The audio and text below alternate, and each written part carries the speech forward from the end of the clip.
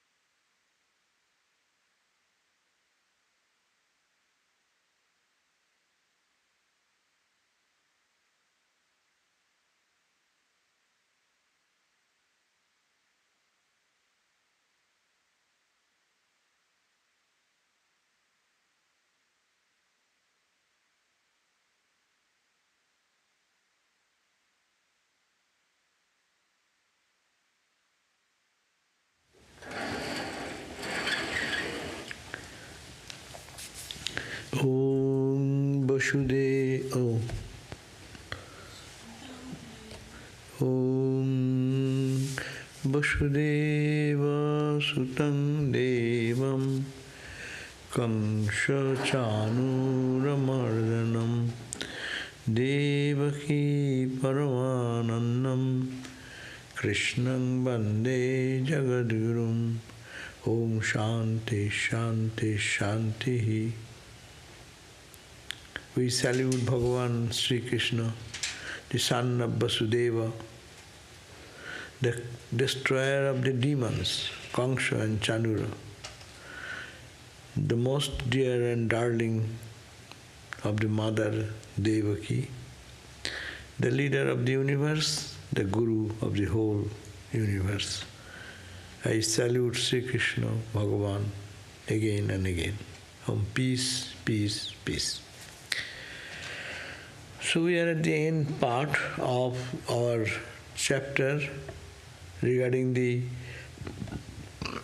instruction of the Bhagavan Kapila, who is the incarnation of God, like Rama, like Krishna. Kapila is one of them. And he is talking about how to develop devotion. And the devotion is the goal of life. Love for God, and it should be practiced. Life of attachment to God and detachment to all these temporal things, that should be the guidance. So this is the chapter we finished the other day, chapter 32, we ended 32, verse number 34.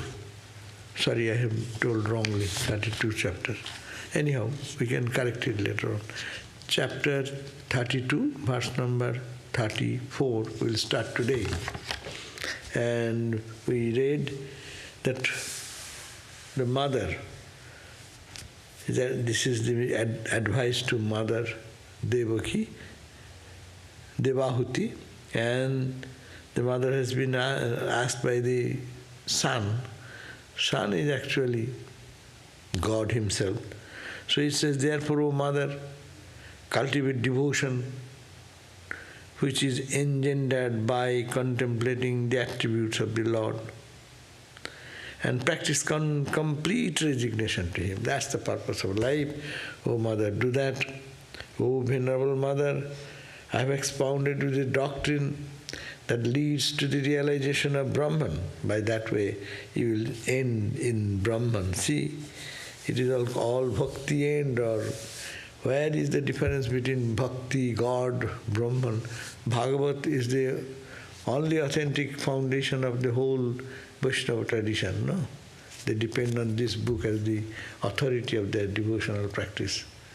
So it is all mentioned that there is no distinction. People only do not practice. So that is the point.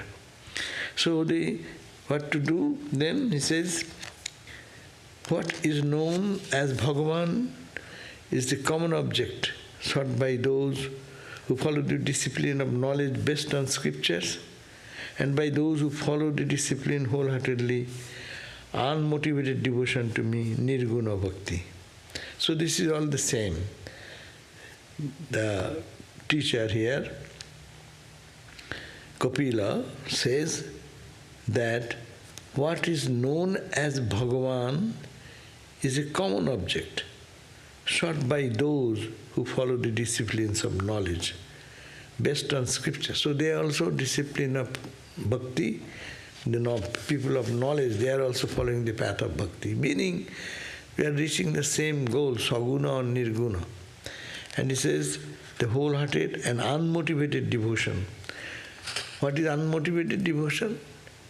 People do devotion, pray to God, oh Lord, I love you, give me this. Oh Lord, I want this, fulfill my desire. So this is one type of, this is also devotion. Because they are going to God for asking things, not to any other person. But here, if you see only, I don't want anything but you, O Lord, that is called the nirguna bhakti, the devotion which has no guna or other qualities attached to it. Just as one object with various attributes is seen differently through different senses, even so, one Bhagavan is viewed and interpreted differently by different philosophies and scriptural writings in the light of their particular tradition. Baba. See, verse number 33, last we read, Jatha indriyoi pichogdaroid artho bhugunasrayo. As to the indriyas, I am perceiving the same world, no? To the eyes I perceive one way, to the nose I perceive another way. To the ear I perceive another way. Similarly, it is giving the idea, even so, eko naneyate tad bhagavan shastra vartame. Shastra vartame means the path taught by different shastras. Shastras means the scriptures. Whatever scripture in the world is there. So nana vidha shastra, all these shastras are leading to that eko, only one reality. As with your eyes you are perceiving the world. With your ear you are perceiving the same world in a different perspective. This is a different channel. The nose is fragrance.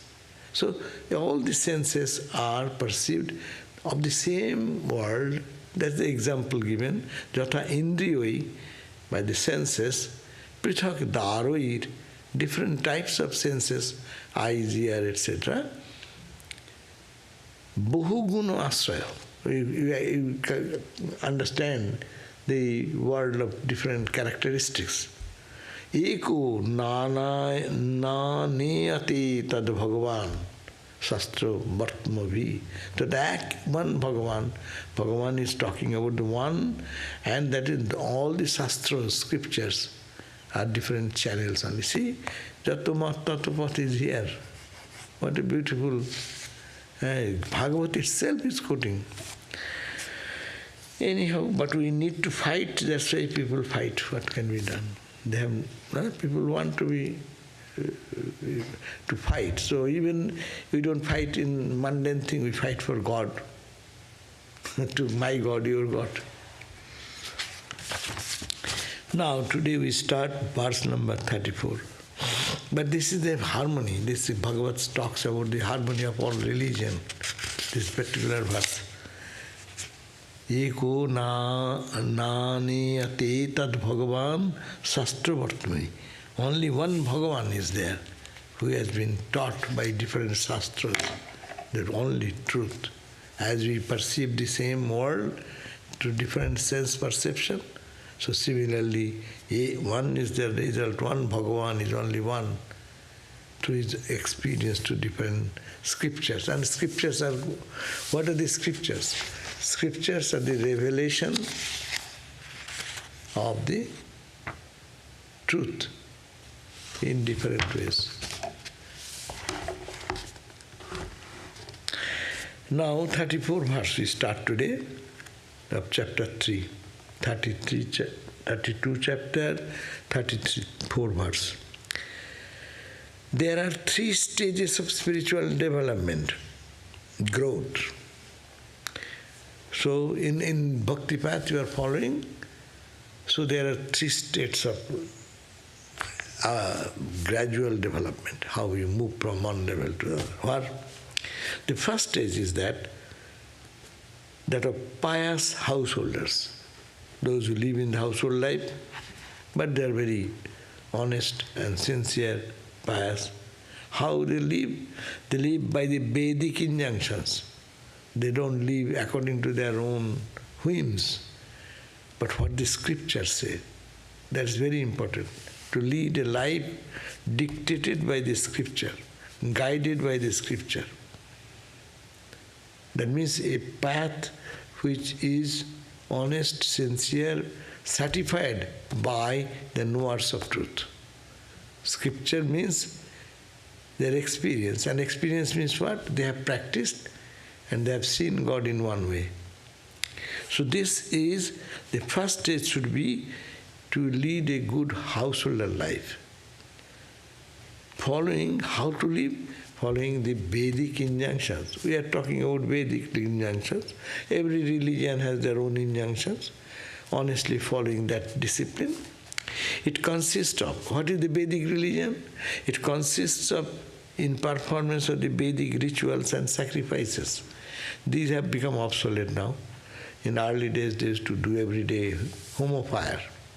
So many varied karma kanda. That's why Veda divided in 2 segments.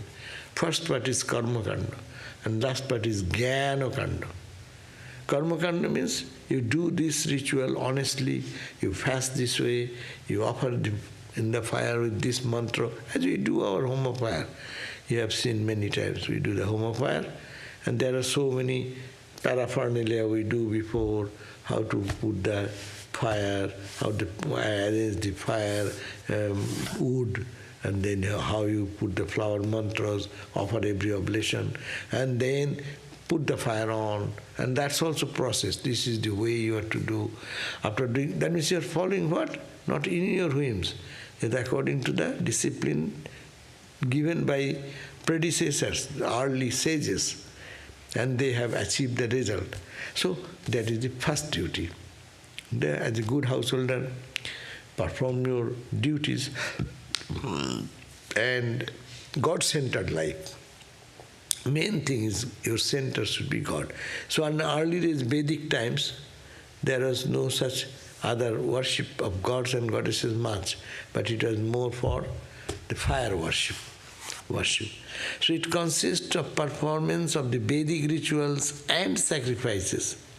And additional, when you do any sacrifice, any puja as we do, no, as a part of it is you have to work of charity. People used to do householders. That's why in Hindu rituals there are, when you perform something, feed the poor, give some money to those who need some charity. So charitable activity in the study of the scriptures and reflections and their meaning. Parallelly, there will be some reading of the scriptures, people can understand what the scriptures say. So these are a part of the total ceremony. In our center we do that. You can just always, if you attend any program, you know what we do. We do the puja according to ritual, that's the special day. Perform all the puja, what the book says. I do mistake, then oh sorry, I did the mistake. But book has written you have to do 1 step, 2 step, 3rd step, 4th step, like that. Then we do the home of fire, oblation and this and that. Then what we do? Then we give the prasad to all. That means everyone is fed well. This is the part of life, no? Then what you do? You come to temple, then we discuss about the spiritual ideal and this and that, scriptural study and reading. So it will be holistic affair. So these ideas, the study of the scriptures, reflection on their meaning, in the practice of the control of the mind and the senses, in the discharge of one's duties as an offering to God. And at the end you say, we say normally, Rama Krishna Arpanamastu, I offer it to God. Whatever I have done this karma, all these rituals and things, its net result I am offering it to God. So that is the first. So first is a very important stage by householder's life. It is not to renounce, but to live in your life, lead an honest life, and then reach this type of sacrificial effects. And then do a charitable person, God-centered life started. Then second state is that of those who follow a way of life that combines pravritti and nivritti, meaning pravritti means secular life, as we all do, to go some job, earn some money, this secular part. And nivritti also, make a time for your meditation, prayer and this and that. So next stage, it is done only rituals we are doing with devotion, God-centered life, but their purpose is there. I am a good guy, I'll go to heaven after death. That is the expectation. Second stage is the same, little more towards your personal contemplation on God. So the second state is that of those who follow the way of life that combines the path, combination of the path. Little pravritti, secular work characterized by our day-to-day life, and nivritti, exclusive spiritual pursuits. They attend more for meditation, for prayer, for finding exclusive time for their own personal life. They follow the specific ninefold disciplines of bhakti, supported by the disciplines of work and concentration. They do work and they do meditation. That is and gradually by that way, we have read 9 steps of devotion, ninefold discipline of bhakti. And that devotion is discipline by work and concentration.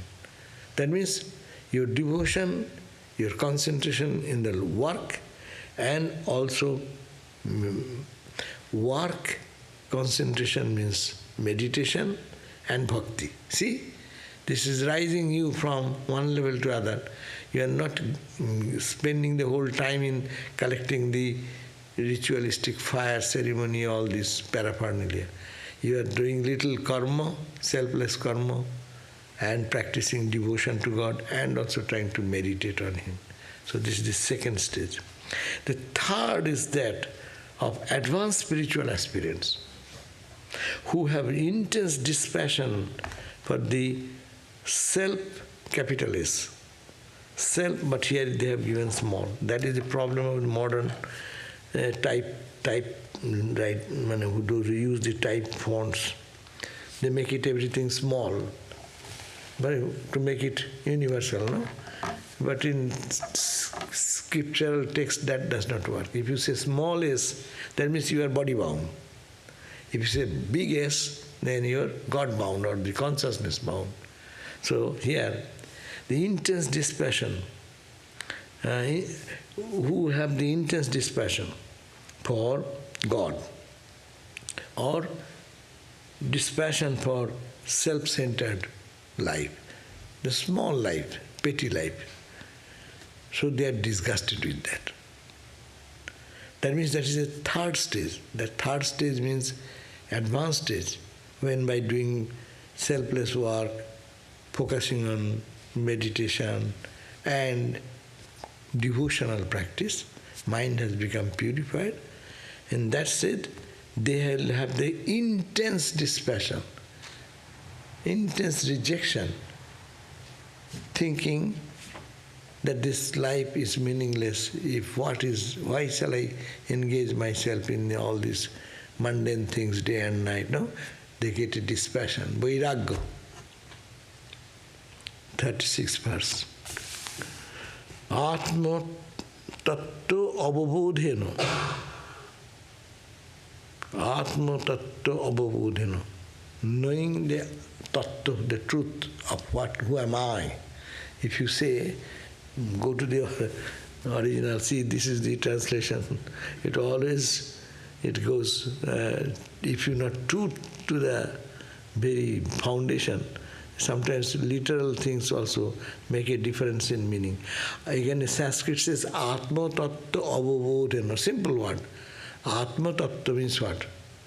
Know about the truth of myself, no? Avabodhena means experiencing. Atma tattva avabodhena vairagyena drishyena cha.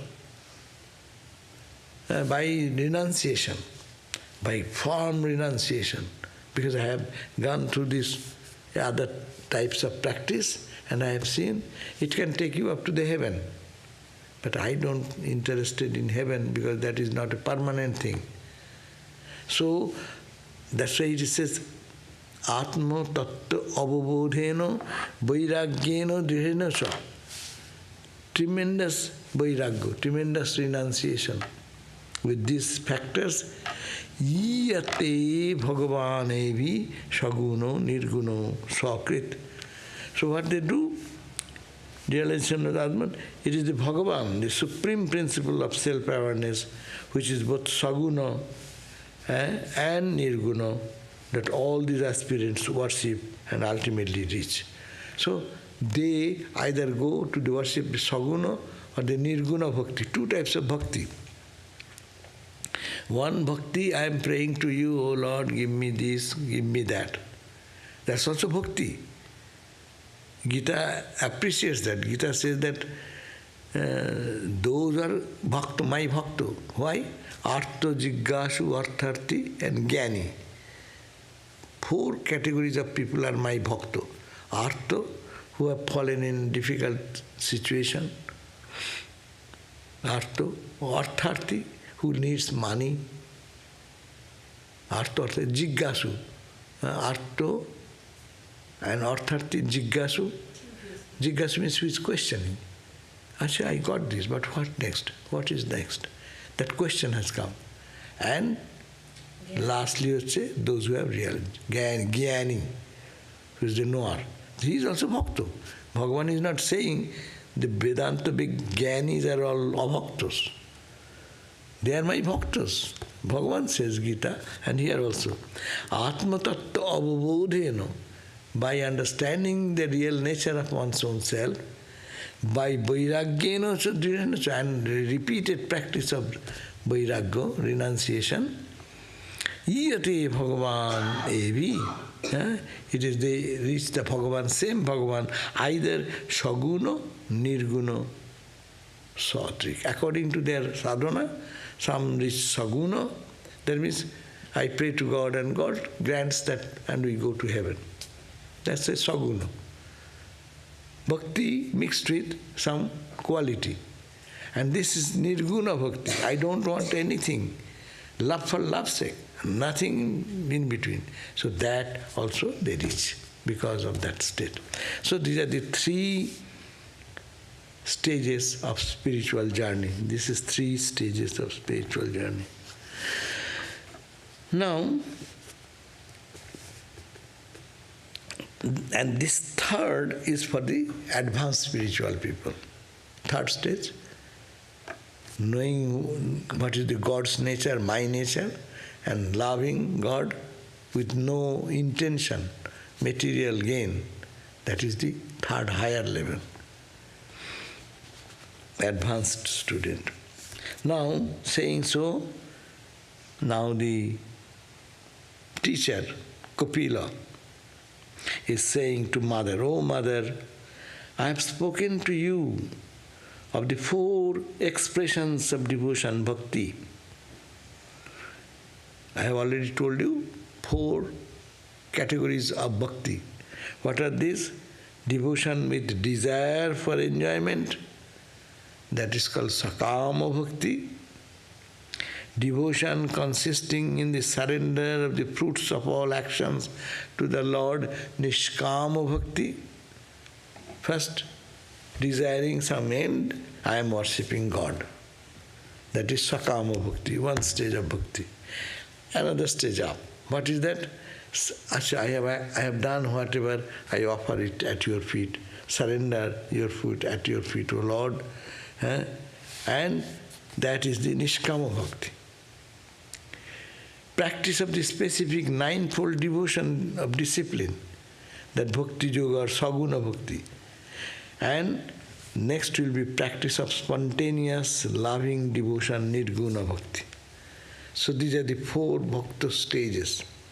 1, devotion with desire for enjoyment, that is called the sakama bhakti. 2nd, devotion consisting in surrendering the fruits of action to the Lord, that is called the niskama bhakti. Then practice with that niskama bhakti practice, also practice 9-fold devotional discipline. That is the 3rd one, and practice of spontaneous. And after that practice, your love becomes spontaneous. You cannot love any other thing. Your love goes for God, like all the mystic saints, like Mirabai, like other Ramprasad, Kamalakanto. We find them, the love flows for spontaneously towards God. So that is called the and practice of spontaneous love, loving devotion, nirguna bhakti. So I have also instructed you what is the nature of time. We have read that chapter. What is big time, T, capital, whose progress is imperceptible to the senses, but which pervades all things as the determination during the lifespan. Further, I have described to you how the jiva, individual soul, having come under the influence of this avidya, ignorance, and of karma.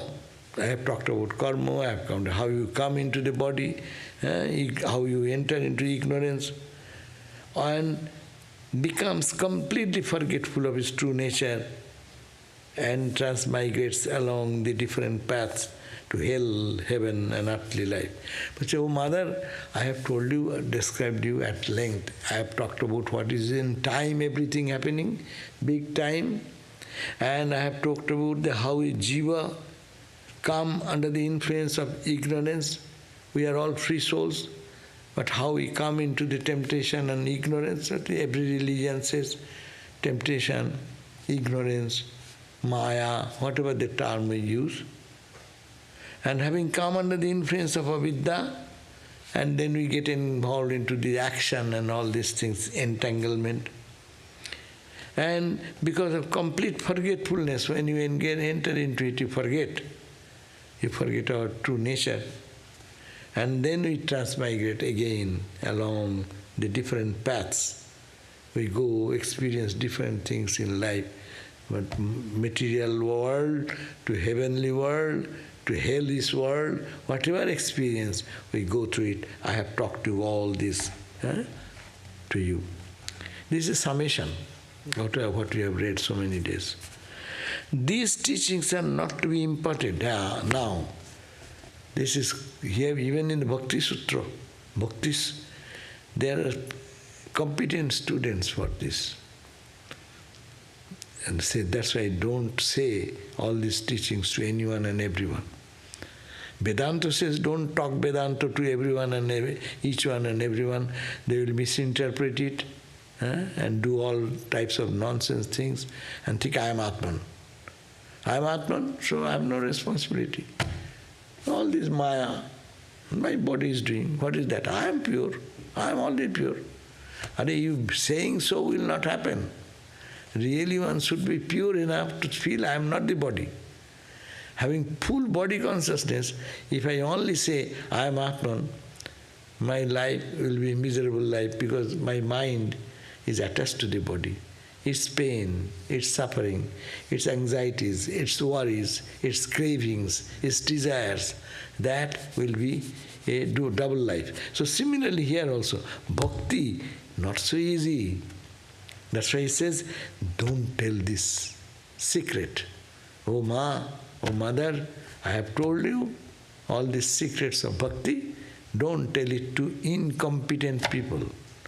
So, these teachings are not to be imparted to a person. Who are the incompetent people? Those who are wicked, or haughty, barbarous, foul in conduct, hypocritical, given to sense indulgence, interested exclusively in their worldly concern, who are without devotion to me, or who persecute my devotees. But why should they want to listen this kind of thing? They won't ask for this kind of thing to listen also. Huh? This type of people will not feel interested also to listen. So there is no question of telling this thing. We feel our obligation. I'll have to carry the message. I'm a missionary. Missionary people go to preach. You are in ignorance. It's my duty to teach you. All religious people, missionary people go. We say missionary attitude. So people go, I don't want to be, listen to this. But no, it is good for you. And you will get to heaven, and you will do this, and you will. So that goes. You tell them. And another point is also there. If I find that I got cured from my sufferings and imperfection, so I can try to say, hey, I got it, so you can follow. That is a real, genuine mission, missionary work. But other missionaries, they are paid people for missionary work. Promotional, no? There are so many promotional things. So they are talking about that promotional thing. They will not be interested in it, even if you want to make it by enticing money and other things. It happens when you conversion happens in poor countries. They give them some money, give them some comforts of the physical world, and the people become converted into their own faith to other faith. So that is not, that's why Swamiji said, that is no conversion. Conversion should be your worldliness to divine. That is the real conversion of the heart. But, so don't talk to these people, don't teach. As you said, they will not be also interested. And don't teach them. And even they don't talk to the hypocrites. That is the point. Because they will not be able to grab these things. That's why in spiritual life they are not, many people get the instruction and don't change their character. If not, then what is the use of this noble talks, spending hours in this scriptural discussion, if it does not transform the life, if it does not change our life, not that in one day one will be able to realize God, but it should change gradually, gradually, gradually. So don't talk. That's the said, don't talk to this type of people so that your learning is not misinterpreted. If the mind is not pure, no. If you give one, if you teach, you say one thing, people understand another way. Also, if you do understand something and have a good experience, then when you talk to people, if they're not ready for it, you dissipate your own energy. Your energy is wasted. You wasted. You get drained out. Your energy gets drained out, and you say, oh, I spent so much time, but useless. And also they suck your energy. Right.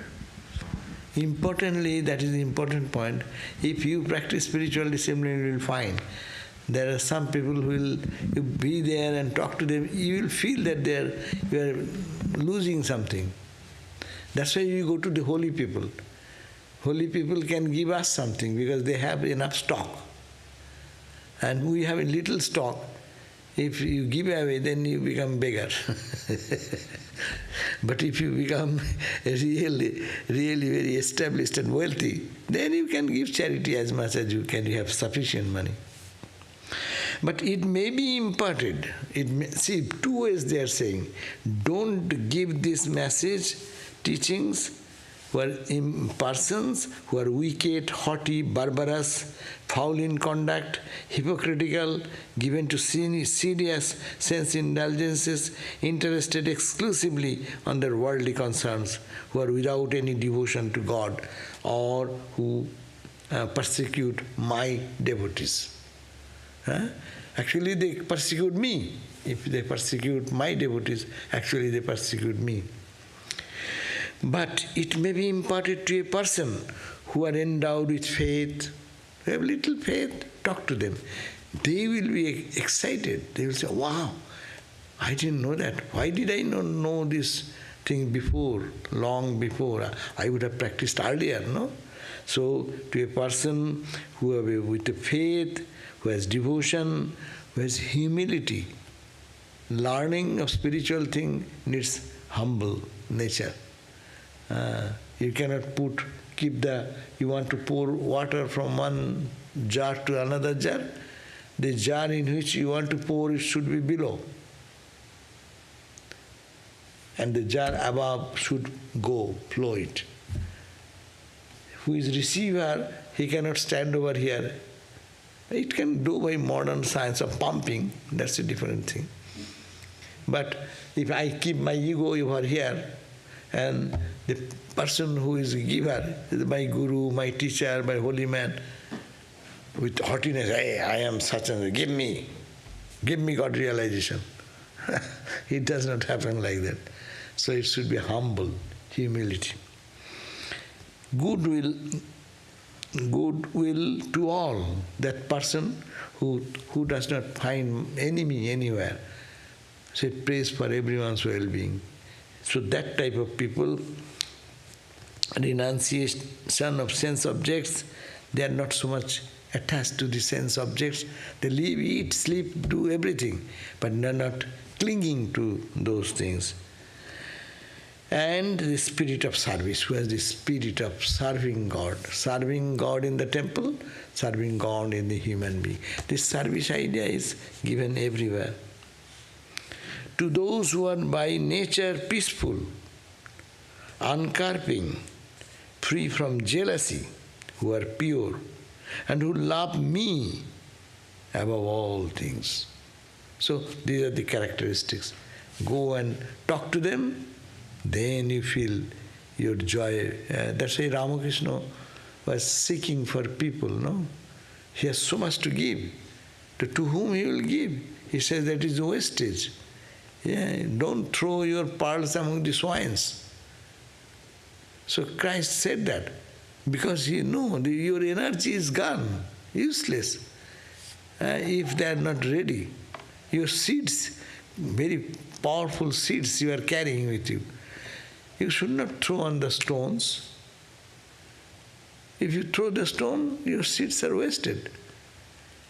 But this you throw in a fertile land, and see the crop comes up. So that is the point. That this highly spiritual, then if you talk to the people, no, they will go on arguing, and they will be, it takes away the draining, and they don't accept anything because they are not yet ready.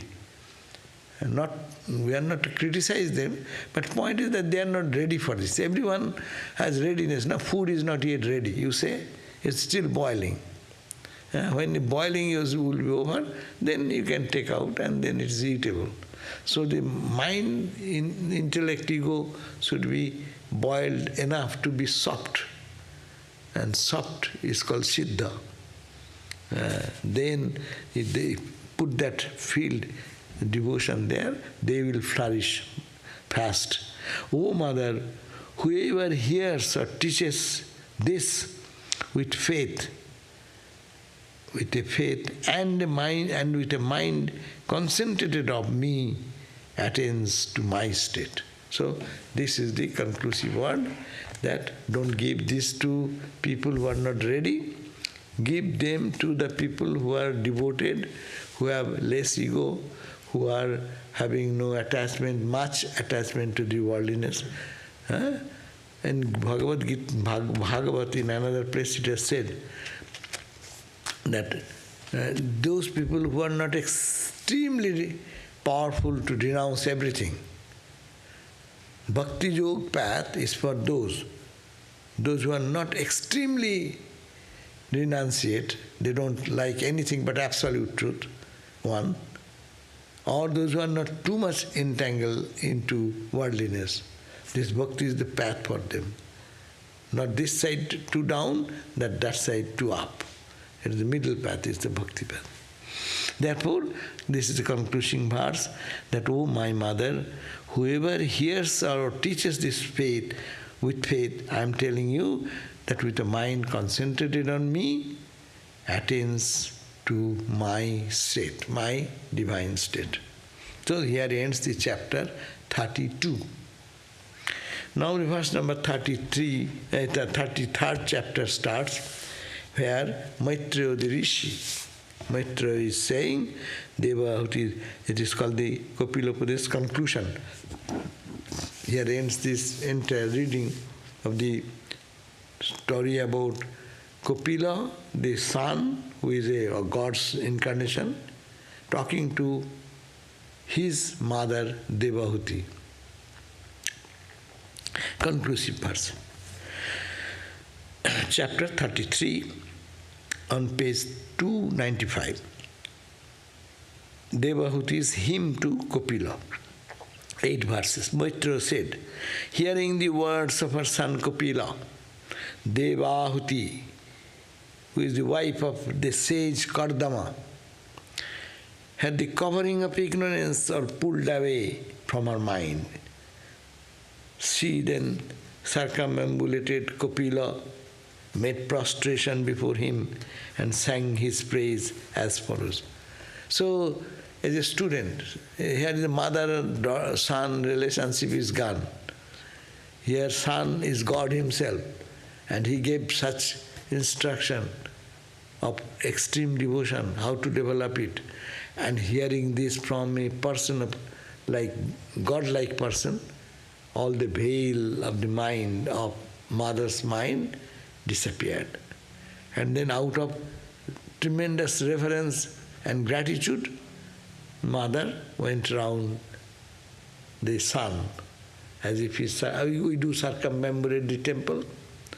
He circumambulated the mother's mother, circumambulated Kapila, and then Baba prostrated before him and sang his praise. Mane, you are my teacher, you are my guru, no?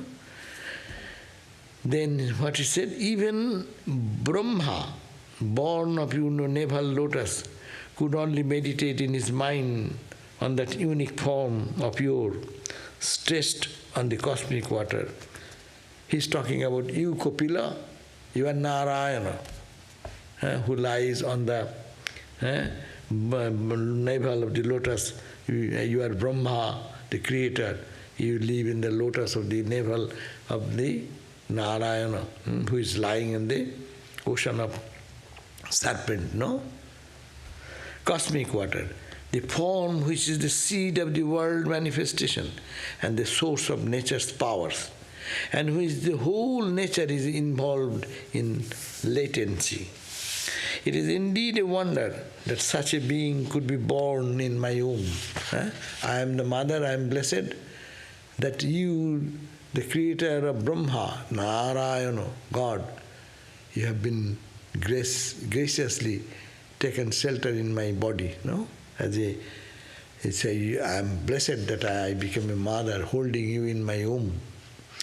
With your power diversified in the process of nature's evolution, you, the unperturbed, the truth-willed, the Lord of all jivas, the insurmountable one, with powers and attributes that appear contradictory, do manifest this whole universe. So you have manifested yourself in this form of this whole universe, multitudinous objects of the universe, and you have yourself manifested.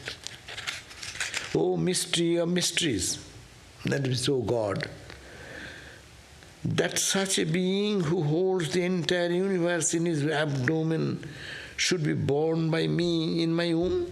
I'm surprised. That is you, the Lord. It is a mystery of all mystery. I cannot think that you are the Lord of the universe.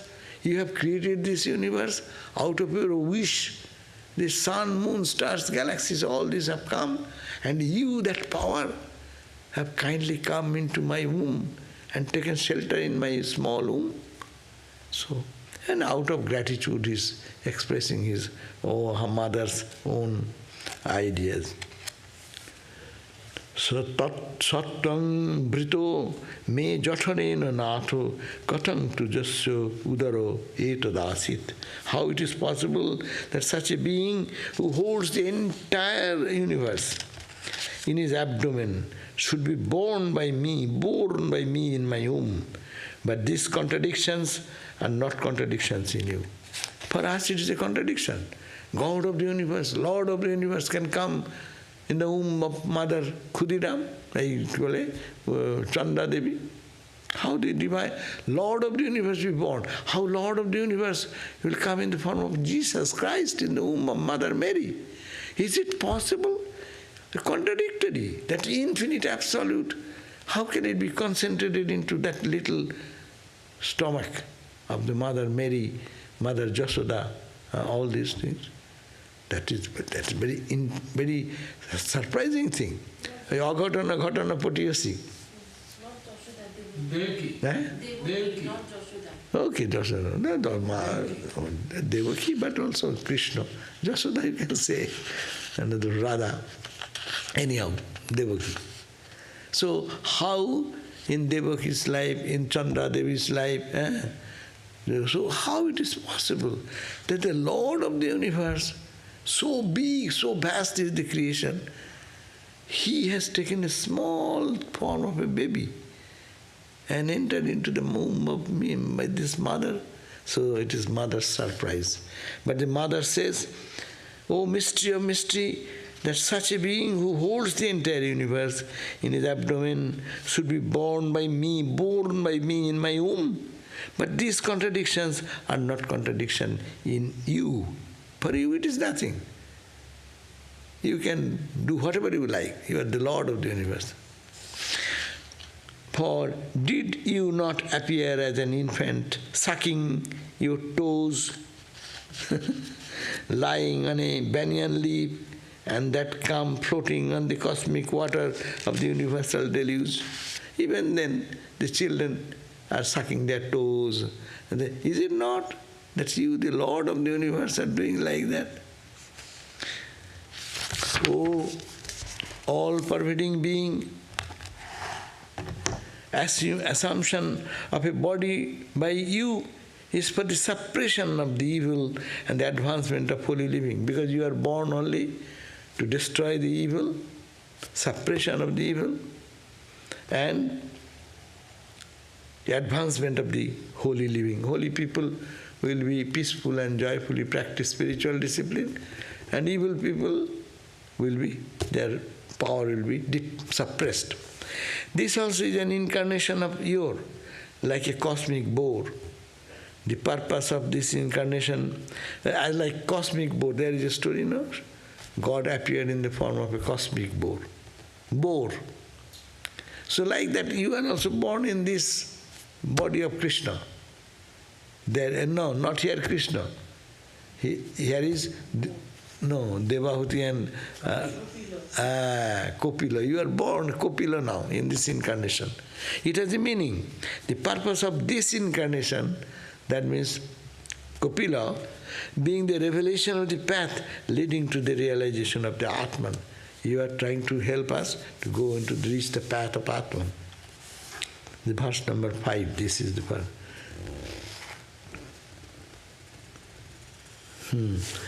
By hearing your name, by singing your glory, by prostrating before you, nay, even by thinking of you at once, the greatest of the sinners is transformed into righteous man, worthy of performing sacrificial rites. What then can your blessed vision not achieve? That's, you are born the same God who has been incarnated before. In this incarnation, you are standing before me, and another incarnation of God. By beholding you, by seeing you, all the sins will go away. So that is your purpose of why Avatara comes. Avatara comes. Gita says, Adharmasya, all the unrighteousness, to destroy the unrighteousness, to establish what is righteousness. Dharma sangaspratishthana sambhamami. I will be born again and again for the good of humanity. Is this the Kapil, same Kapil Muni we have in that Ganga? No, that is a Sankhya philosophy. Oh, how wonderful, how low-born a man might be. Oh, how wonderful, how low-born a man may be. If he has your name on his lips, he is indeed elevated by that. That means even some person is born in a different situation, if they take your holy name in your lips, they get liberated. They will be liberated. For those who take your name with faith must have already practiced austerities. That means it is the glory. So those who are taking God's name, don't think that you are ordinary people, because you have your good karma of the past. You have taken the name of Lord in the previous life, that's why you are interested in it. So it says, for those who take your name in this life with faith, those generated little faith. So that type of people have already practiced austerities in the previous lives. Performed fire sacrifices, bathed in the holy waters, and studied the Vedas. They indeed are the worthy of men, because they have good karma. Otherwise, people will not like to take the name of the Lord. God's name does not give any joy to them. It is a repulsive thing, God's name. There are some questions. Salutations to Brahman, the Supreme Person, Mahavishnu, incarnated as Kapila, who is fit to be meditated upon by all contemplative souls, who outshines all the splendors of nature's forces. God Kapila, you are the Lord, your splendor is so beautiful, you excel all types of shining things in the world and the splendors of the nature's forces, and who is the source and the wisdom of the Vedas. So, that is the way the mother prays the son, who is who is God incarnated as Kapila. So that ends there. Now, after life of Devahuti and Kapila, what happened to Kapila after this, giving the last message to mother and blessing, what happened? So that we can read next day, verse number 9 to onward. And that will end this chapter.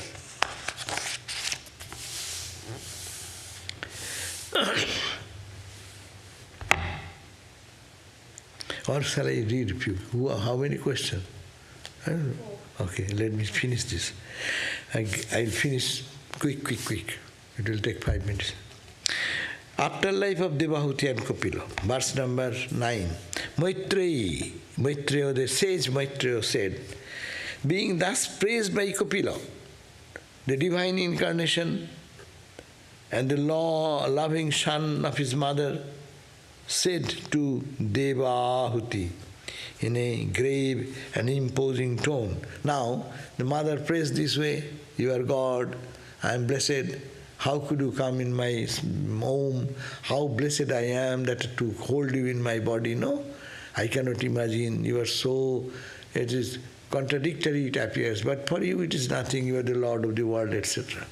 Now the Kapila is saying, O mother, I have given you a kind of spiritual discipline that is easy for you to practice. By practicing it, you can easily become liberated in life. Bestow serious attention on this doctrine expounded by me. It has been the support of all the seekers of Brahman.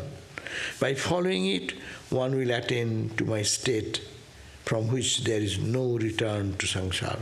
That means what I have told, the spiritual practice of devotional practice, you follow that, and if you really follow that, there will be no return for you to come back into the samsara, be born again.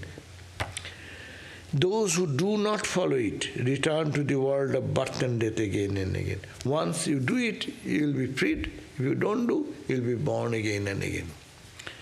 Maitreya said then, having thus imparted the truth about himself to his mother, Kapila now departed from that place with the permission of his illumined mother. Now he's taking, mother, now let me go. I have finished my duty and giving you whatever I knew to the path of liberation. Seated in her ashrama, which was like a floral wreath on the river Saraswati, Devahuti concentrated her mind on the Supreme Being, as instructed by her son. How mother lived? Mother is practicing this discipline. How she lived? By bathing in the 3 sandhas. 3 sandhas means morning, noontime, evening. Of the day, her hair became coppery, no oil, nothing, so sort of matted, dressed in the tree bark, a sign of austerity, no clothing, nothing costly. Her body became very slender, owing to the rigors of his austere practices. Devahuti had sometimes back abandoned her household, conjured up by the power of the tapas and yoga of the Prajapati, a household that was unparalleled in grandeur and an attraction even for the gods. It had clean milk-white beds. That means she lived in that type of gorgeous life. No? It had clean milk-white beds, furnitures of gold, ivory, golden stools, soft pillows. It had walls of pure crystal and emerald panels, on which shone lamps made of diamonds held by the female figurines. It had courtyard with flowering plants and heavenly trees, wherein the delightful cooing of the birds in pairs and the humming of the inebriated honeybees could be heard. In that garden there were lakes where waters were fragrant with the sweet smell of the lotus, and in which she had frequently bathed in her superbly handsome body, the object of Kardama Prajapati's endearment, and of the panegyrics of heavenly singers. She had abandoned all these blessings of a glamorous household. That means she is saying that such a glorious, gorgeous life she was living, she abandoned all these things. all blessings of the glamorous, the envy, which is the envy of even celestial women, and subjected herself to strenuous austerities. And now that her son had left, her face was overcast by a shadow of sorrow. The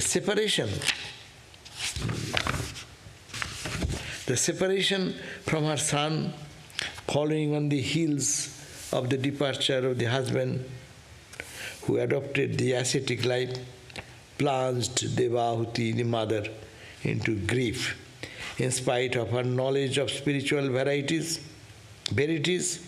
just as a cow is afflicted when its offspring is removed from her, thanks to her grief, she thought constantly of her son Kapila. When the son left and her husband already gone, she was living such luxurious life. Now she is following the path of spiritual discipline. Her mind was sad because her son has left now. God has left her. But thanks to that grief, sometimes grief is not grief. You are grieving for whom? Grieving for your son. Your son is who? He is the Lord of the world. So thinking of that, her mind becomes purified. Thanks to her grief, she thought constantly of her son Kapila, who was none but Lord Hari, and her mind was constantly freed from every kind of worldly attachment, including that to her splendid home. As instructed by her son, she meditated on the form of the Lord, on each of his parts individually, and all parts together, and that one whose face is calm and perceivable through intense meditation.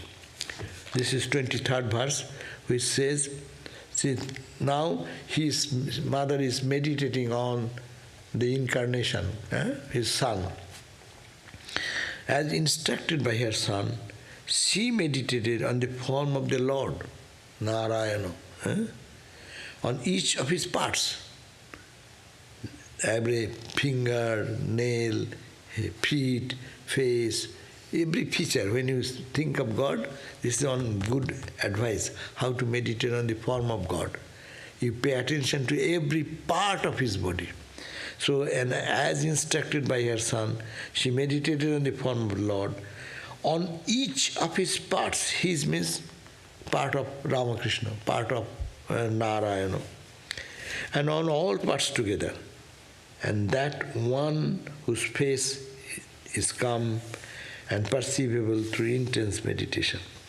By an unbroken flow of love towards him, by the practice of intense dispassion, by the observance of strict disciplines in eating and other matters of daily life, by acquiring knowledge on spiritual matters, by the experience of the all-inclusive being with its veil of Maya, which is removed by constant contemplation of him with a pure mind, by elimination of individuality that is attained through the fixing of the mind on Bhagavan, who is none else but Brahman and who is the support of the jiva.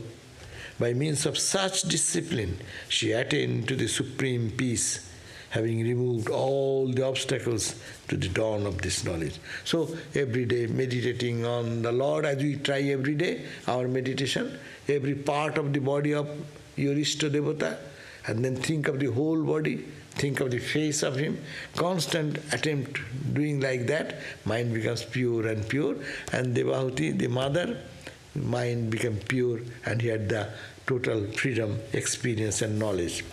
As she was in the state of samadhi continually and had transcended the sphere of experiences which is bound by the gunas or prakriti, she did not feel any identification even with her body. Just as a man awakened from a dream feels no identification with the dream body. No? He is now freed from body identity. Mother Devahuti, she has, because of this constant meditation and grief for her own son, but son is God, thinking of the son and meditating on individual part of the body and the whole body and the face, and constantly doing that, mind become purified. So, and he disidentified his body is there, but she never felt that I am the body. Like a dream, you are seeing a dream. When you wake up from the dream, what happens? Your dream body, do you identify with the dream body anymore? So this knowledge has dawned to Mother Devahuti. She is not feeling identification with the body. In spite of this elimination of bodily consciousness, her body survived as it was fed by others. Prarabdha, Jivan Mukti state. Being without mental worries, she did not look famished.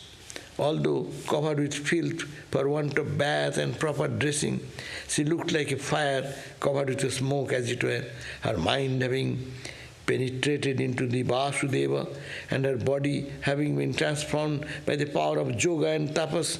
She survived merely by the power of prarabdha. With her hair disabled, clothes thrown to the winds, she hardly knew that she had a body. Thus, following the path shown by Kapila, she attained to the self capital, who is called Paramatman, Brahma Nirvana and Bhagavan. So he attained to the state which is called Supreme God, Brahman, or where Devahuti realized the supreme attainment. That place became a holy spot, famous in all the three worlds as Siddha Pita. I like Dakshineshwar. Ramakrishna did sadhana, and that place became a pilgrimage, place of pilgrimage, Siddha Pita. And you also go, and if you can do sadhana, you will have a quick realization. O Vidura, her body purified by yoga, was converted into a best of holy rivers, which aids the dawn of enlightenment and which came to be resorted to by many enlightened ones. Kapila, the divine incarnate, as a great yogi, having somehow consoled his mother, left his father's ashrama at Bindusara and travelled towards the northeast. Praised and hymned by Siddhas, Charanas, Munis, Apsaras, and welcomed by masters of philosophy, he established his residence at the place respectfully offered by the Lord of the Seas, where he is still said to remain in spiritual absorption for the welfare of the world. O pure-minded one, with this I have finished narrating to you the sacred conversation between Kapila and Devahuti, about which you question me. Whoever hears or teaches with faith and devotion this most profound exposition of the sages, sage Kapila's views on the doctrine of Atman, will acquire unshakable devotion to the feet of Lord Vishnu and ultimately attain to his feet. That means who will have tremendous devotion to these teachings, that person will be freed, like the mother Devahuti also were freed. So here ends the chapter 33rd chapter is finished. 3.33.37. Here it ends. Now next day we'll read a fourth skanda, fourth part of the book. Okay? Om Shanti Shanti Shanti Hari Om Tat Sat Sri Ram Krishna Arpanamastu.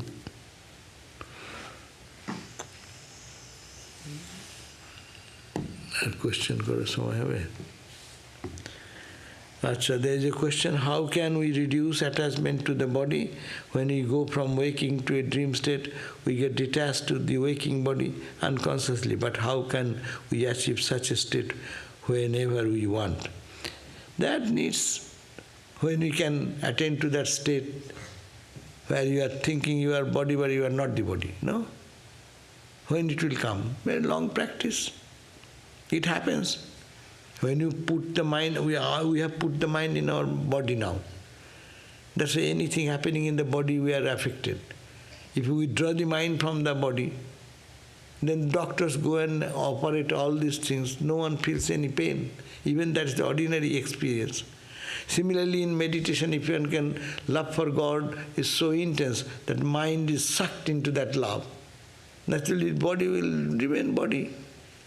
Whatever happening to the body will not affect the person at all. Because of the mind being here, so we have to practice. There is no other way. All the Bhakti Sutras have told us we have to do that practice again and again and again. Or Jnanapath, Bhaktipath, or Yogapath, or Karmapath, whatever we take, or take all the paths together. Just disidentify with the body and think of God. Main thing, as much as we will think of God, our mind will get absorbed into that, then so much will be off from the body identity. The identity of the world, its attachment, its love, its affection, all this will be not much binding to the person. Another question, if a devotee is practicing devotional service, but spontaneously love is not coming, how can they troubleshoot to know what is blocking them? Simple thing. If my mind is not going to God, it is going to somewhere. Find out where it is going. Suppose you are meditating and my mind goes suddenly to some other thought. That means that thought is important to you rather than thinking of God. Find out why it is going there. Hey, catch the mind. Why are you here? Get out. Then mind will stop doing things. But we don't catch the mind there. Mind goes here and we also go there. Suppose it is not going anywhere, you just sleep. Sleep means tamas. You are not going anywhere means that is the worst thing. Don't meditate. Get up. Because tamas has no place. You have to be rajas first. Rajas to sattva. So, yeah. Body tired, that will go, but that does not give any benefit of it. It's just better to sleep in the bed. You will have a full rest. Rather it is also bending and this and that going on at the same time sleeping. So that's why very, very natural thing is that take care of the body.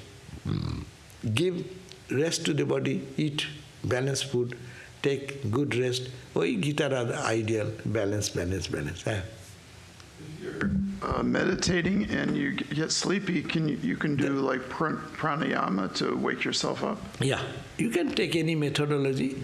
You can do little deep breathing. Do it 10 times, you see that you will be awake. Because more oxygen will be in flow and it will purify the cells and then awakening will come. Or some people go splash the face, go little walk. I have seen one Swami, he used to feel asleep, he was in his old age. So he used to, in the Belur Math, he used to walk from one end to the other end. And a paved road is there from Holy Mother's temple, Swamiji's temple, that stretch. And then you do the japa, going in, so that to overcome tamas, sleep. So we'll have to, our mind goes there, it is not the fault of mind. Mind finds joy there. Our mind thinks it is more important. We have 10 items to do. You prioritize the thing, This is more important. So mind also prioritizes in its own. More than meditation, I am finding joy there. Or that anxiety is there. What is going on? What is going on? So your mind is in anxiety. That takes away the mind there. Or mind feels more importantly, they find it immediate joy of being in that thought. It runs there. But when you turn its direction, then it will be the benefit. That is the sadhana, practice. Is spontaneous love same as rasa? And is there a higher goal past spontaneous love? I do not know. Spontaneous love means you are not to make any effort and you are falling in love with God. That means your inflow of thought is in God and God. That is also a practice. And when you reach that state, probably you will then don't want anything more. You will just sit down and be absorbed in it. That will lead you to the next stage, samadhi. So our effort should be to do this practice more, so that our love for God generates over other objects attention. Another question, if we want tamasic, we have tamasic and rajasic aspect in our bhakti, will they need to be transformed to sattvika bhakti first before we can have a supreme bhakti? Of course, supreme bhakti, to get to the supreme bhakti, we have to have a tamasic level of love, rajasic level of love, sattvika level of love. So we have to transcend them, tamas to rajas to sattva, and then sattva to super sattva. The same thing. Many people deviate from an ideal conduct to make quick gains. Where to get the power to not to fall into temptation of following dishonest means to satisfy our worldly needs? Yes, it is a big question. We live in the world and there is a competition. And when you really see that somebody is getting more salary, more name, more position, naturally I will think, I am working hard. Am I a fool? And they are taking the advantage of that. Naturally the tendencies will come. And that is natural. And we don't say that this thought to come is bad. But as you want to be spiritual, we will have to think, okay, I may get more money. I know that is needed for me. I'll try that. But that's not my goal. My goal is love for God. I want to be peaceful inside. That person is not peaceful. When you take ethical or non-ethical means to earn money, to grab things and this and that, you die. You are always tensed. You are always full of anxiety. What to lose, what to lose, what to lose. And even if you get it, you got the money, the unethical means, but you are not happy with it. Your inner conscience will prick. But as devotee, when conscience is free, I may be poor guy, but I live honestly. You have your inner satisfaction all the time. No one, you can cheat others, but you cannot cheat yourself. So the inner conscience will not haunt you. Anytime you say, no, I lived an honest life, that way I am free. So no inner conflict and no inner struggle, and not. I think therefore, there is a tendency to fall into temptation. But a devotee will be thinking of God and praying to it, and then how, okay, let them have money. Let them may have huge raise, I have not. Okay, that's okay. I tried my best, it didn't work. Okay, what can I do? So that type of devotee will suffer. That's why devotees, holy people always suffer. Don't you see? Anywhere you go, those who are genuine spiritual people, they suffer. Those who can make a face, show, do something to that their activity level is high. Normally, when they are cunning people, they can do all types of cheating things, and they can get away with that. But that is only for a few days. Your inner conscience, the situation changes. Money you earn cannot stay. It goes in, suddenly one fall in crash, investment crash, then it's gone. So you show uncertainty. So devotee want to keep peace and humbly live with God rather than with pleasure and no love for God. Okay?